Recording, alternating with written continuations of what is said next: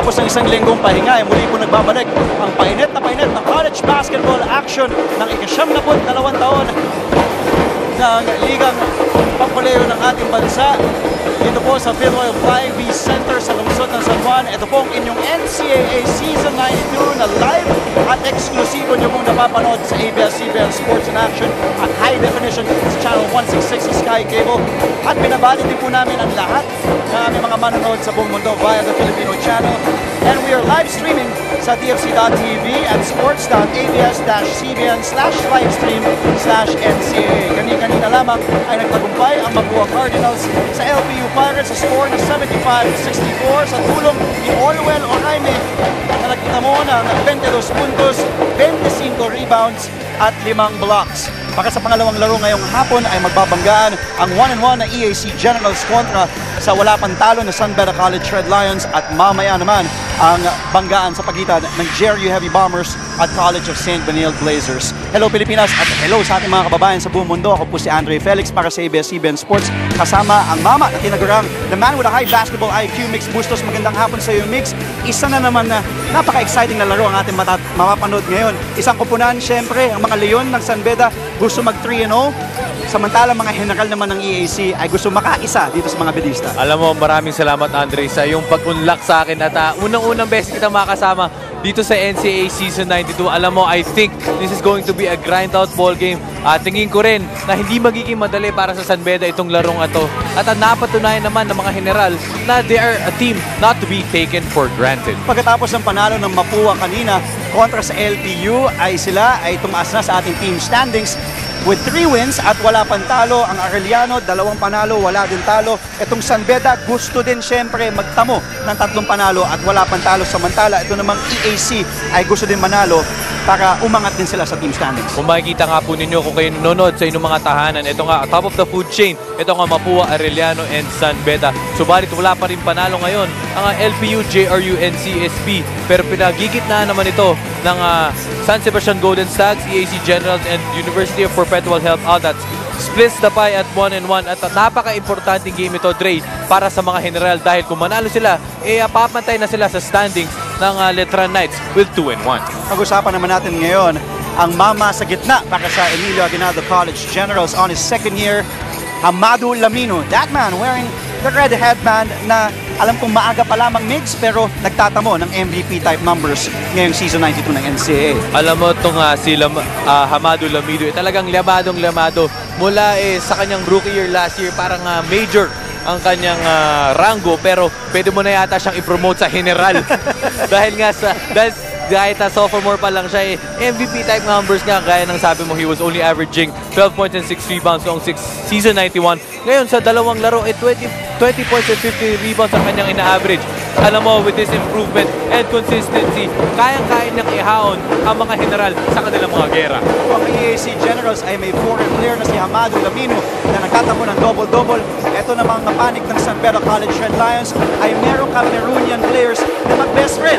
Itong si Nunu Noah at si Donald Tangkwa. Alam mo nga itong si Nunu Noah at saka si Donald Tangkwa. Kaya nagkaroon ng magandang numbers nung kanilang laban kontra LPU. Si Noah nagkaroon ng 12 points and 4 rebounds.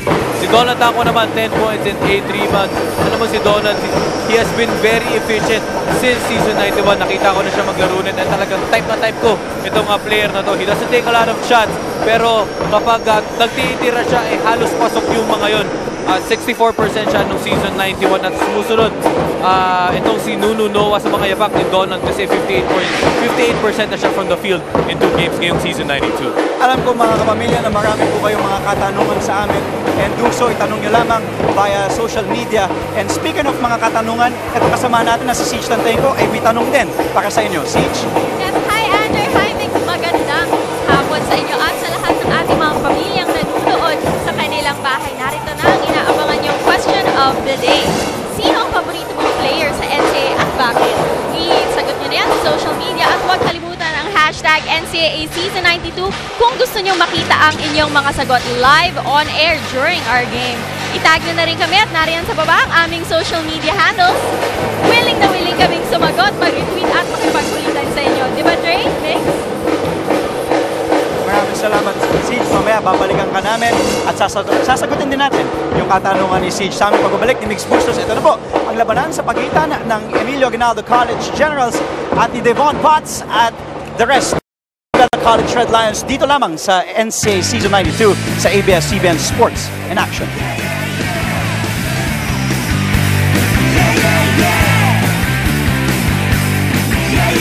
EAC Generals. Off guard number 10, Dan Corilla. At point guard number 11, Jorem Morada.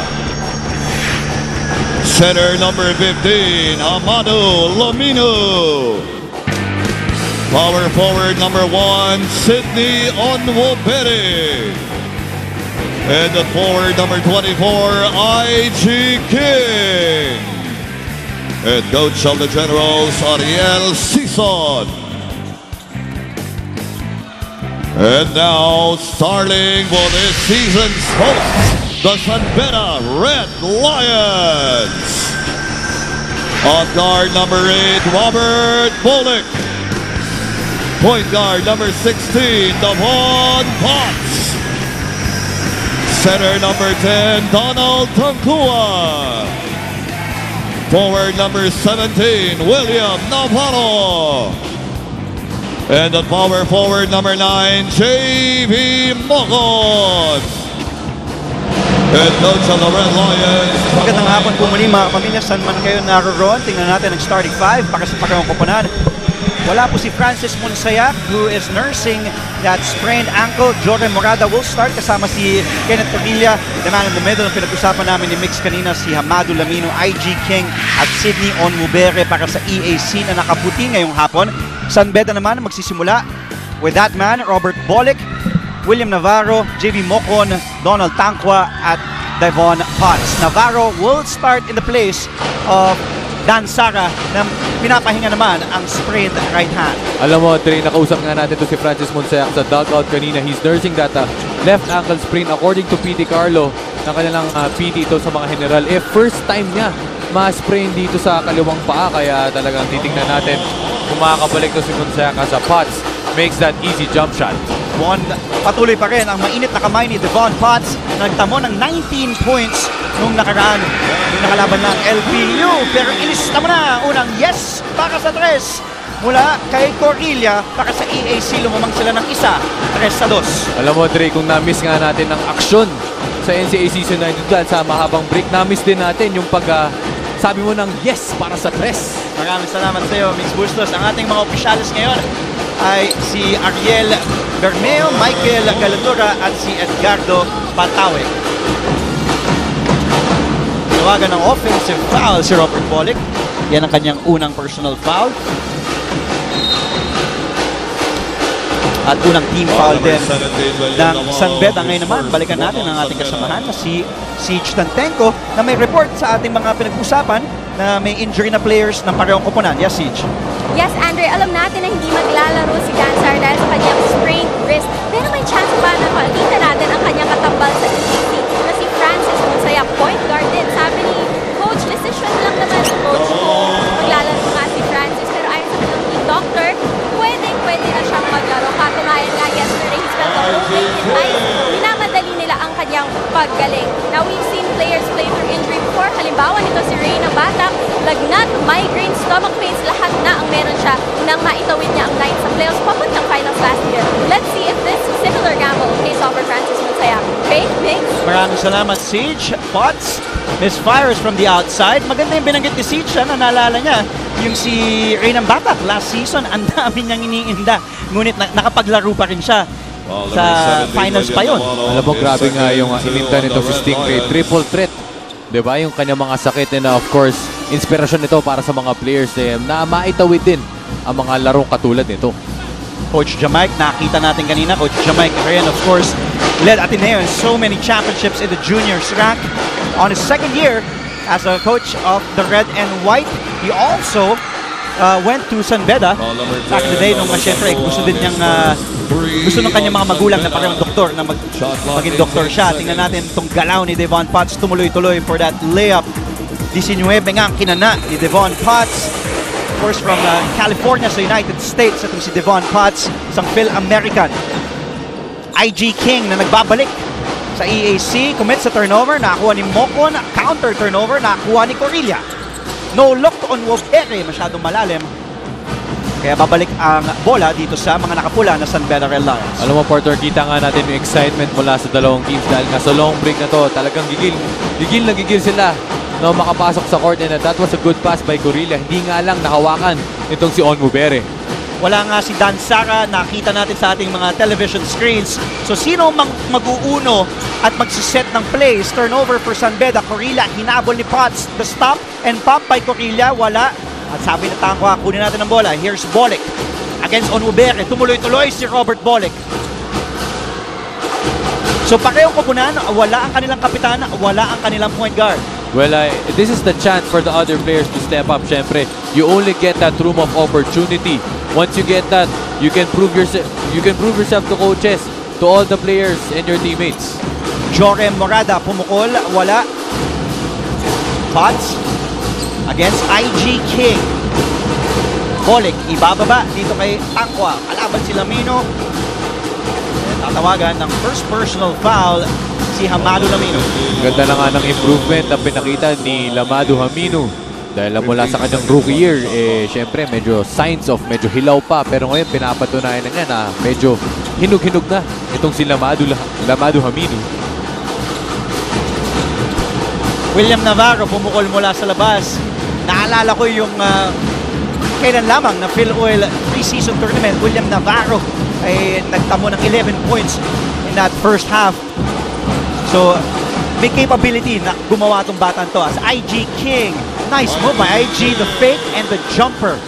Ganda ng job set ni IG King. Nagpasa na yung depensa, medyo pumake ng konti, gumabol ng konti. Gandang jump shot nun, IG King. 4 na puntos na kinakamada ni King ngayong araw. Mocon, nag-isip, pumihit, huli ka boy, sabi ni Lamino. Amado Lamino, may 4 blocks noong June 28 as Jorem Morada. Alam naman natin, Jorem missed the rest of the season last year. Medyo nagka-problema, umalis. Ngayon, he's back at excited siya na makasama kanya mga kakampi sa EAC. Excited. Tsaka kita nga natin yung kumpiyansa mula kay Morada. At he's taking big shots kasi syempre medyo crucial yung mga kanilang huling dalawang laro. And nakita nga natin ngayon ang improvement at excitement itong si Joey Morada. Coach Jamaica Harien ay tumawag muna ng timeout. May 5 minutes and 45 seconds ang nalalabi sa ating unang yugto. Lamang ang EAC ng 3.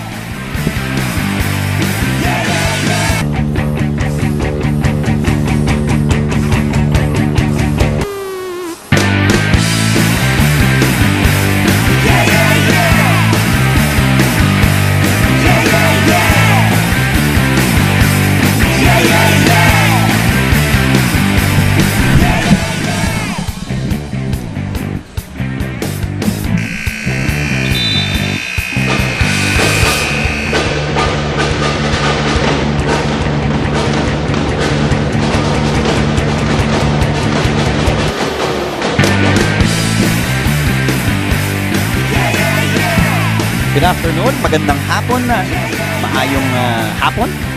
Ganun ba yun bumati sa binabati natin ang ating mga Visayan friends. Oo, mga kapamilya natin dyan sa Cebu, sa Davao, sa Visayas, Mindanao, lahat ng mga kasama natin dyan. Mag-tweet lamang po kayo. Gamitin lamang ang hashtag NCAA Season 92. Ang native ng Yaounde, Cameroon, Donald Tangkwa.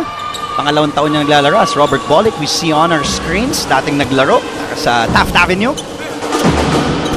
Dahil wala na nga itong si Ola Adiogo na malaki ang inaasahan ng San Beda community dito kay Donald Tangkwa na naipasok ang 2 free throws.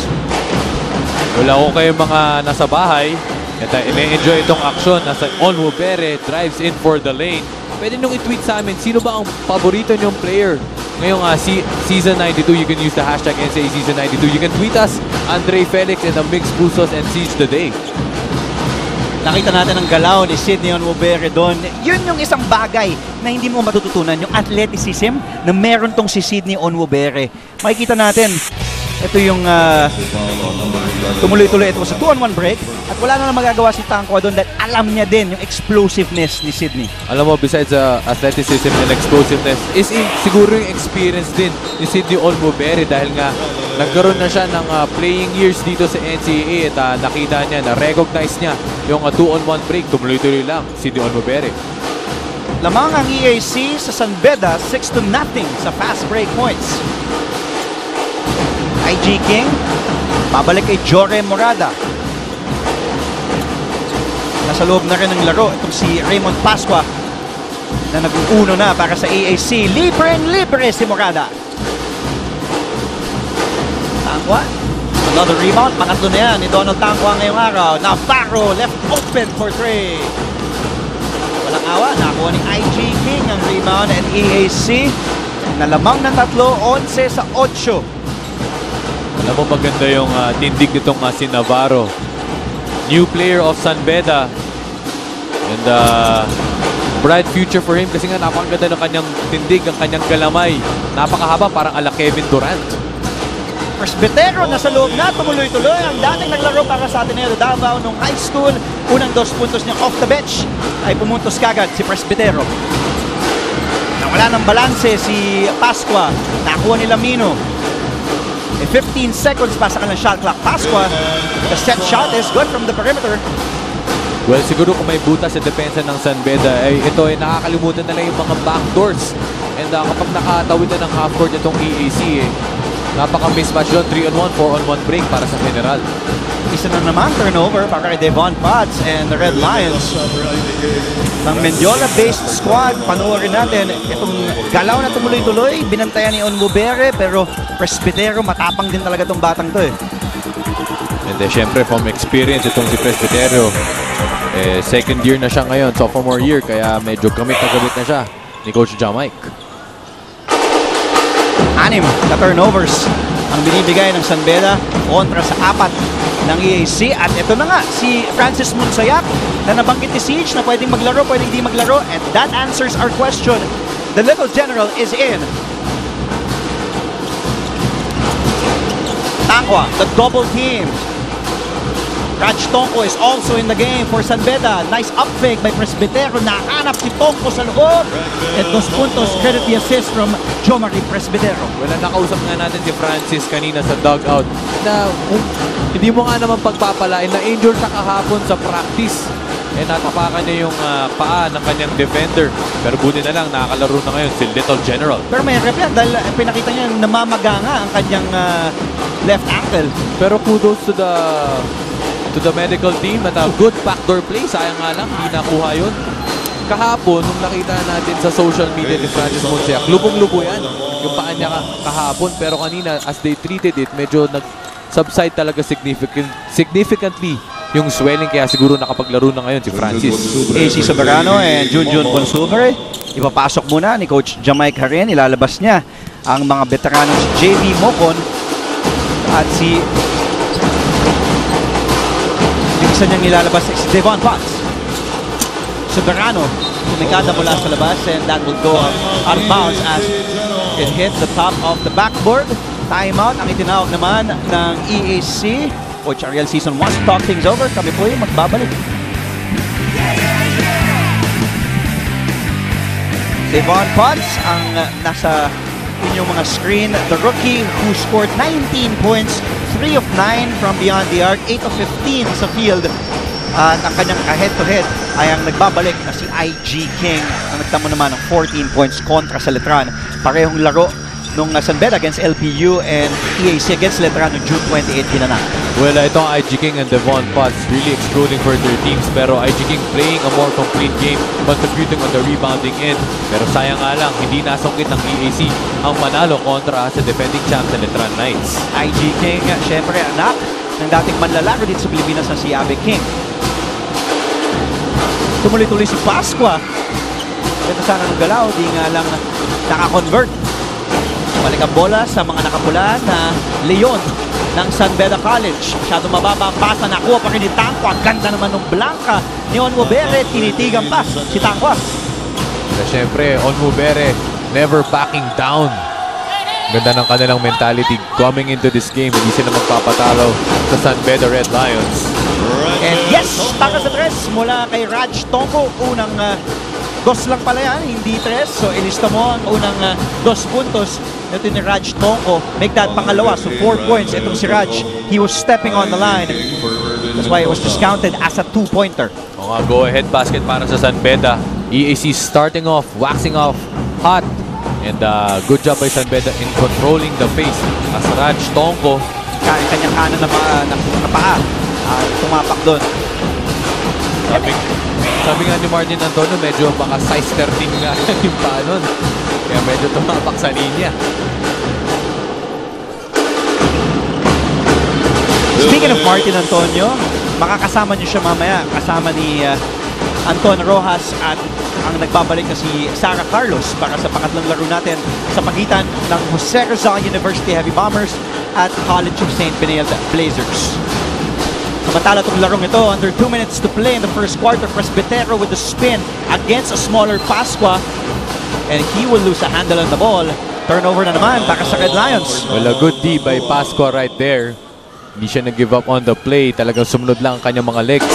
And forcing the turnover para dito kay Presbiterio.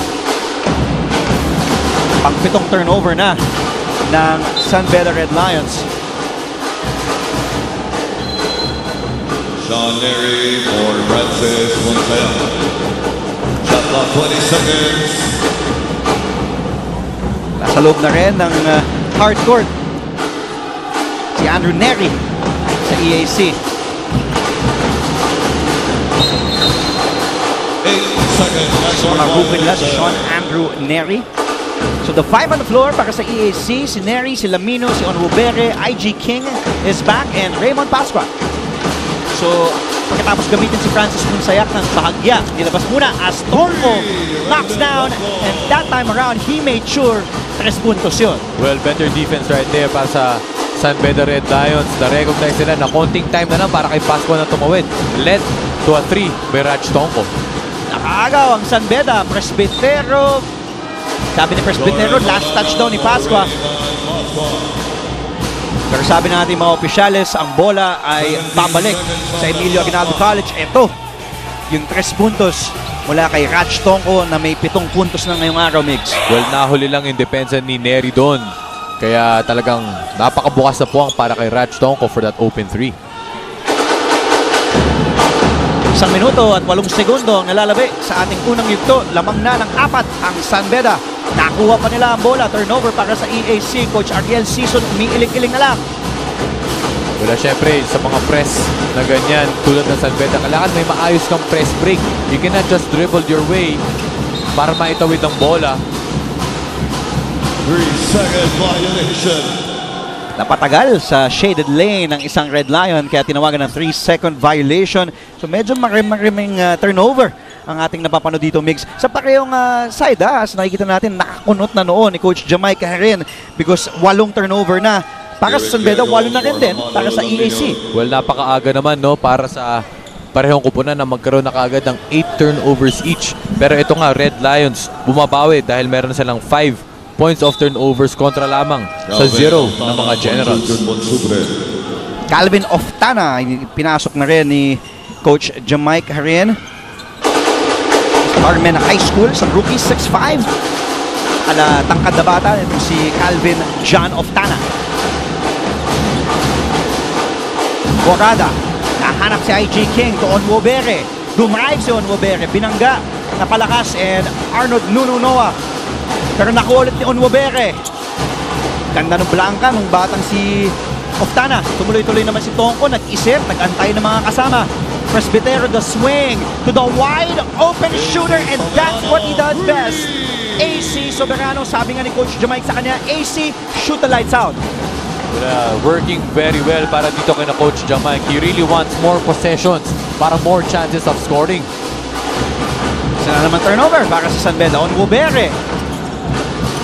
Gusto niya talaga pumunta dun sa kanyang right side, yun yung kanyang strong side. Agawan Buko mapupunta sa EAC sa pagtatapos ng 10 minutong paglalaro sa unang yugto ng ating laro sa pagitan ng 2-0 na San Beda College Red Lions at isang panalo at isang talo na EAC General. Sinimulan ni Dan Corilla ang scoring na may 3 puntos ngayon. At sa pagtatapos ng first quarter, it was a 10-0 blast by the Red Lions of San Beda College. Kaya lamang sila ng 7-20 sa 13 sa pagtatapos ng ating unang yugto.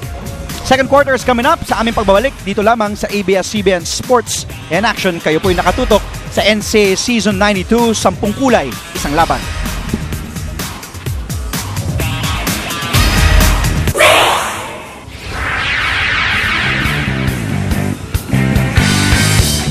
To watch the latest game highlights, subscribe to ABS-CBN Sports in Action YouTube channel.